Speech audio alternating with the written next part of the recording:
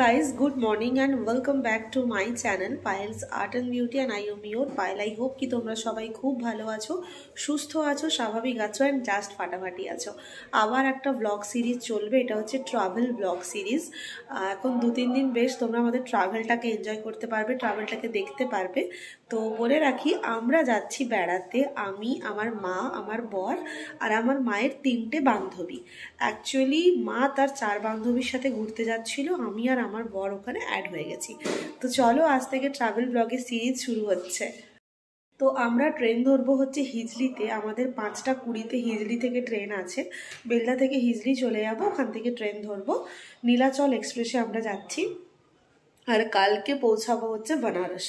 তো চলো পুরো ব্লগটা দেখতে থাকো। আই হোপ ব্লগ দেখতে খুব ভালো লাগবে, এনজয় হবে, এনজয় করবে, তোমরাও ঘুরবে, আমিও ঘুরবো। শীতকাল এখন শুধু ঘোরার সময়। কে কোথায় ঘুরতে যাচ্ছ আমাকে একটু কমেন্ট করে অবশ্যই জানাবে। আর একটা আপডেট দিয়ে রাখি, আমার ইউটিউবে যে প্রবলেমটা হয়েছিল মনিটাইজেশন অফ হওয়ার, সেটা আছে, এখনও অন হয়নি, তাও আমি ভিডিও বানানো ছাড়বো না। তো চলো আজকে ব্লগটাকে এনজয় করি, দেখা হচ্ছে, সব শেয়ার করছি কি হচ্ছে না। সো এখন 3টে মতো বাজে আর আমরা বাড়ি থেকে বেরোবো 3:30তে ডট। লালটু কাকু মানে গাড়ি করেই আমরা যাব হিজলিতে, ওখানেই আমাদের ট্রেন আছে 5টা 20-তে। একবারও চেক করিনি হ্যাঁ ট্রেনটা রাইট টাইম আছে কিনা, বেরিয়ে তো পড়েছি, আই থিঙ্ক রাইট টাইম নেই, তাও আমরা 3:30 থেকে 3:45-র মধ্যে বেরিয়ে যাওয়ার একদম চেষ্টা করব। আমি রেডি হয়ে গেছি, আরেকজন শুয়ে শুয়ে অকশন দেখছে IPL-এর, ও এখনও রেডি হয়নি, ও নাকি রেডি হতে 2 মিনিট লাগবে। আর প্যাকিং অলমোস্ট হয়ে গেছে। খুব এনজয় হবে ট্রিপটা, মাসিদের সাথে খুব মজা করব, তো দেখতে থাকো। রাতে খাওয়ার জন্য এখানে পরোটাটা আমরাই বানিয়ে নিয়ে যাচ্ছিলাম আর সোনালি মাসিকে বলা হয়েছিল ফুলকপি বানিয়ে নিয়ে আসতে।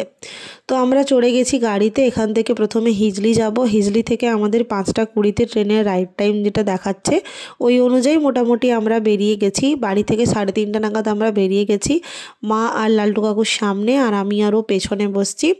অ্যান্ড হিজলিও পৌঁছে গেছি। ফ্লাইওভারটা সকলেরই খুবই পরিচিত, হিজলি যাওয়ার সময় এটা পড়ে, সবাই জানো। IITর গেট নাম্বার 1 থেকে হিজলি স্টেশনটা একদমই কাছে, তো সেই অনুযায়ী আমরা যাচ্ছি। অ্যান্ড ফাইনালি আমরা হিজলি স্টেশনে পৌঁছেও গেছি লাগেজপত্র নিয়ে। সবাই সবার লাগেজপত্রগুলো দেখে নিচ্ছে যে ঠিকঠাক আছে কি না। আর এই হচ্ছে আমাদের টোটাল লাগেজ। সোনালি মাসি যদিও এখনও আসেনি, মা আর মাসি দাঁড়িয়ে আছে। আর ওকে ওখানে আমি পাঠিয়েছিলাম বারবান বিস্কুট কিনতে, কারণ বারবান বিস্কুটটা না আমার রিসেন্ট ভীষণ মানে পছন্দের একটা বিস্কুট হয়ে গেছে, তো ওটাই আমরা কিনছিলাম। তো আমরা এখন হিজলি স্টেশন চলে এসেছি, সব লাগেজও হয়ে গেছে, 1 নম্বরেই ট্রেন দেবে। লাগেজ নিয়ে এখন আমাদের S2-তে যেহেতু আমাদের আছে, তো আমরা S2 অবধি চলে যাব, তারপর ট্রেনে উঠবো, তারপর প্রচুর মস্তি হবে, গল্প হবে, খুব ভালো হবে জার্নিটা। সে আর কি বলবো, ট্রেনের টাইম ছিল তোমার 5টা 20-তে, ট্রেন প্রচণ্ড লেটে এসছে। আমরা অনেকক্ষণ দাঁড়িয়ে ছিলাম স্টেশনে, তারপর ফাইনালি উঠে পড়েছি। আর যে যার সিট নিয়ে একদম সেট। এই আপারটা হচ্ছে আমার হচ্ছে আপার পড়েছিল, আর মিডিল একটা ছিল, লোয়ার ছিল, আর আরেক দিকে আপার ছিল, আর আমার বরেরটা একটু দূরে পড়েছিল। মানে আমরা S2-তে ছিলাম আর আমার বর ছিল S3-তে। সবাই এখানে মস্তি করে হাসাহাসি করছে। তো যাই হোক, কিছুক্ষণ পরেই আমাদের খাওয়া দাওয়ার পর্ব স্টার্ট হয়ে গেছে। পরোটা, ঘুগনি, বাড়ির থেকে খাবার এনে ট্রেনে বসে খাওয়ার মজাটাই কিন্তু আলাদা। আমার না ট্রেনে উঠলেই মনে হয় সবসময় মুখটা যেন চালিয়ে যাই, বসে বসে কী আর করবো, তাই মনে হয় মুখ চালাই।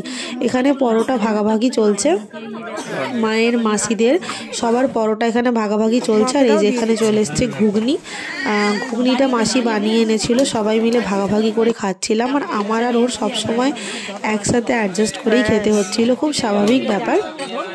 তো আমরা খাওয়া দাওয়া করে নিই আর আমরা পৌঁছবো কিন্তু কালকে মর্নিংয়ে, মানে নেক্সট ডে মর্নিংয়ে পৌঁছাবো। ব্লগটা হয়তো তোমরা একটু ডিলেতে দেখবে, সেটা কিছু করার নেই, একটুখানি প্রবলেমের জন্য হয়তো ব্লগটা তোমরা ডিলেতে দেখছো। বাট এই যে ব্লগটা আজকে যেটা দেখছো সেটা হচ্ছে 19 তারিখ। এরপর আমি উঠে গেছি আপার সিটে আর বসে পড়েছি একদম জাঁকিয়ে আমার ব্যাগটাকে নিয়ে। এরপর শুয়ে পড়বো, আর কি করব, শুয়ে পড়বো, এবার সারা রাতটা কাটলেই হয়। তো বাস আমি শুয়ে পড়েছি, চারিদিকে লাইট ফাইট সব বন্ধ হয়ে গেছে, নিচ দিয়ে তখনও খাবার টাবার যাচ্ছে। তো চলো একটা ঘুম দেওয়া যাক। গুড মর্নিং সবাইকে, এখন সকাল হয়ে গেছে আর আমরা ঘুম থেকে উঠে পড়েছি, চা খেয়ে নিয়েছি আর আধ ঘন্টার মধ্যে আমরা নামবো। তো এখন সব প্যাক সকাল হয়ে গেছে, আমি চাটা আগেই খেয়ে নিয়েছি, এখন ও চা খাচ্ছে, মানে দুজনে মিলেই খাচ্ছিলাম। ওখান থেকেও আমি ভাগ বসাচ্ছিলাম, মা বিস্কুট দিয়েছিল, তাই দুজনে মিলে এখন চা খাচ্ছিলাম। ঠান্ডা কিন্তু ভালোই ছিল। অ্যান্ড ফাইনালি আমরা পৌঁছে গেছি বারাণসী জংশন। ট্রেনটা মানে লেট করেছিল হিজলিতে বটেই, কিন্তু বারাণসীতে খুব মানে টাইমে ঢুকিয়ে দিয়েছে, একেবারে 8:30টাতে ঢুকিয়ে দিয়েছে। আর আমাদের হোটেল থেকেই লোক পাঠিয়েছিল যেখানটা করে আমরা হোটেল অবধি যাব, কিন্তু অটো ভাড়া আমাদেরকে নিজেদেরকে দিতে হয়েছে। বারাণসী স্টেশন থেকে আমাদের রুমের দূরত্ব ছিল তোমার 5 কিলোমিটার, তো ওই 5 কিলোমিটারে আমাদের ভাড়া লেগেছে 50 টাকা। তোমরা যে কোনো অটো ধরেই ওই ঠিকানায় কিন্তু আরামসে পৌঁছে যেতে পারবে। বেনারসে পৌঁছালাম, এখন অটো আমাদের হোটেল থেকে পাঠিয়ে দিয়েছিল, ওটা করে এখন হোটেলে যাব, তারপর মেবি ব্লগটাকে এন্ড করে দেবো। আমরা কিন্তু হোটেল বুক করেই এসেছিলাম। তোমরা যদি হোটেল বুক করে না আসো তাহলে বারাণসী স্টেশনের বাইরে প্রচুর অটো টোটো দাঁড়িয়ে থাকে, ওদের সাথে একটু কানেক্টিং করে তোমরা যে কোনো হোটেলে যাওয়ার বন্দোবস্ত করতেই পারো। সেক্ষেত্রে একটুখানি ভাড়াটা তোমরা জিজ্ঞেস করে নেবে, হোটেল চার্জ তোমরা জিজ্ঞেস করে নেবে। বারাণসী রাস্তা দেখতে দেখতে আমরা এখন যাচ্ছি হোটেলের দিকে। হোটেলে আমরা ঢুকে গেছিলাম ওই সকাল 9:15-20 নাগাদ। লাগেজগুলোকে রেখে সেট করে আমরা 3 জন বেরিয়েছি একটু ব্রেকফাস্ট করতে, কারণ আমাদের কিছুই খাওয়া ছিল না, তাই আমরা ব্রেকফাস্ট করতে যাচ্ছি। আর এখানকার বিখ্যাত ব্রেকফাস্ট তোমরা জানোই, কচৌরি আর জিলেপি, ওটা তো আমরা অবশ্যই খাবো, কিন্তু আমরা ভেবেছিলাম একটু যদি ইডলি পাওয়া যায় সেটাও কিন্তু আমরা খেয়ে নেব। তো চলো যাওয়া যাক, একটুখানি যাই। আর মানে এখানে অলিগলিতে রাস্তা, বারাণসী অলিগলি মানে শুনতাম বেনারসের অলিগলি, কিন্তু এখানে এসে বুঝতে পারছি এখানে কি পরিমাণে অলিগলি রাস্তা। যাই হোক, রুম থেকে জাস্ট বাইরে বেরিয়েই দেখলাম এখানে দোকানপত্র সবই আছে, খাবার দোকান। তো ওই জন্য আমরা খেতে যাচ্ছি 3 জন, বাকিরা বাকিদের মতো খেয়েছে, আমরা 3 জন আমাদের মতো খেয়েছি। আর সকালবেলা হোটেলে পৌঁছে সবাই অবশ্যই রেস্ট করো, সকালটা কোথাও ঘুরতে যাওয়ার নেই, লাঞ্চের পর কিন্তু ঘুরতে যাওয়াটা স্টার্ট করো। চলে এসেছি আমরা খেতে, এখানে হচ্ছে বড়া আর ইডলি, 2টো ইডলি আর একটা বড়া এখানে 25 নিচ্ছিল, তো আমরা 2টো বড়া 2টো ইডলি নিয়েছি, 30 টাকা করে প্লেট নিয়েছে। এখানে যে সাম্বারটা দিয়েছিল সাউথ ইন্ডিয়ানের মতন খুব একটা নয়, একটু অন্যরকম টেস্ট, যেটা আমরা ভাইজাকে খেয়েছিলাম, সত্যি বলছি ওটা দারুণ ছিল।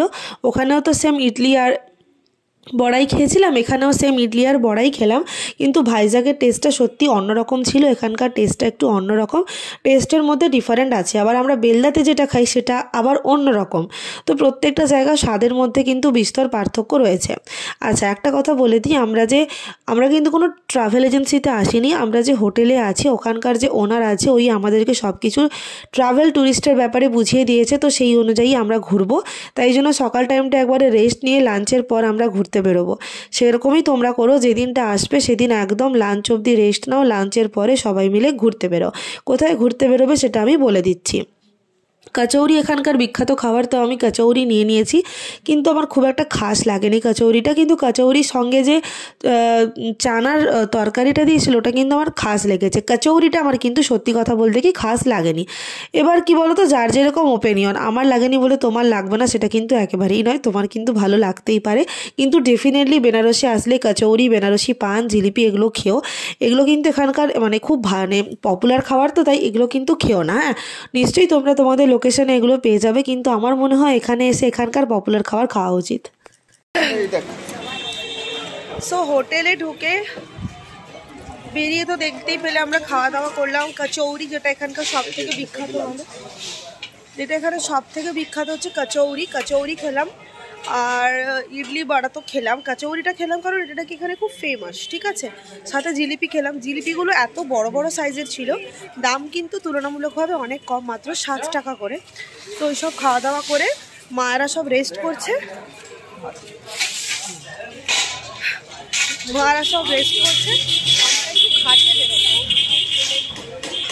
আমরা একটু ঘাটে বেরোলাম, জাস্ট একটু বসবো বা দাঁড়াবো, 2টো ছবি তুলবো, রুমে ফিরে আসবো। বেনারসের কিন্তু অলিতে গলিতেই মন্দির, একটু যাবে কি যাবে না মন্দির দেখতে পাবে। তো আমরা এখানে কয়েকজন লোককে জিজ্ঞেস করলাম যে আমরা একটু ঘাটের দিকে যাব, কিভাবে যাব, তো ওরা দেখিয়ে দিল যে এইভাবে যেতে হবে। সকালটা আর কী করবো, সেই 3:30-4টের পর আমরা গঙ্গা আরতি দর্শন বা ঘাট দেখতে বেরোতাম। তাই জন্য সকাল টাইমটা আমরা একটু হাঁটাহাঁটি করে রাস্তাঘাটগুলো দেখছিলাম কীরকম কী ব্যাপার না ব্যাপার, সেই উদ্দেশ্যেই যাওয়া। বেনারসের অলিগলিগুলো আমরাও ঘুরছি, আমাদের সাথে তোমরাও ঘুরছো, একসাথেই আমরা ঘুরছি। দেখো তো ওদিকে যে আমার ফ্যামিলিটা আছো, একটা এত বড় ফ্যামিলি, সেটা কি কম বলো? সেটা তো আমার কাছে অনেক। আর তোমাদেরকে অসংখ্য ধন্যবাদ এত ভালোবাসা দেওয়ার জন্য। আমার এদিকেও একটা যেমন ফ্যামিলি আছে যার সদস্য সংখ্যা লিমিটেড, বাট ওদিকের আমার পরিবারের সদস্য সংখ্যা কিন্তু প্রচুর। চলে এসেছি গঙ্গার পাড়ে সন্ধ্যাবেলা। এখান থেকেই কিন্তু আমরা মানে গঙ্গা আরতি দেখতে যাওয়ার জন্য বোট ধরবো। বোটের কি দাম না দাম কি ব্যাপার সব কিছুই তোমাদেরকে পরের ব্লগে শেয়ার করব। তো এখন ঘাট দর্শনে যাচ্ছি না, আমরা মেবি বিকেলবেলা বেরোবো, প্রচণ্ড রোদ লাগছে। তো তখন হয়তো এখান থেকে এসেই ঘাটে যাওয়ার মানে ঘোরার জন্য এখান থেকেই ফেরি মানে মনে হচ্ছে যেটা নেবো আর কি, বুঝতে পারছি না। দেখি একটু নিচে নামিয়ে এসো। সকালবেলা হলো, এটা মেন ঘাট নয়, ওই জন্য দেখো না কত বোট ঘুরছে। ওইদিকে দেখো সব ঘাট আছে।